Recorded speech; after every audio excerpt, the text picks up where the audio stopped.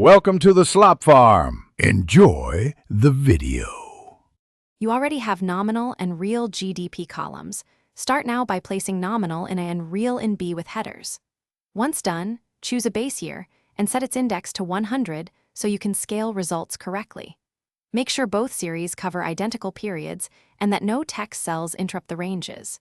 You'll avoid misalignment errors this way. Now name the ranges or convert to an Excel table to reference structured columns in the next steps. You will now compute the raw deflator by typing a formula in the first deflator cell.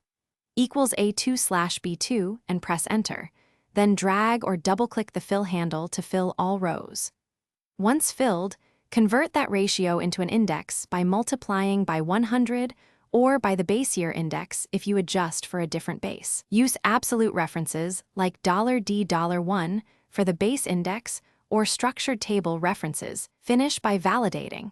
Confirm the base year deflator equals 100 and that other values scale logically above or below 100.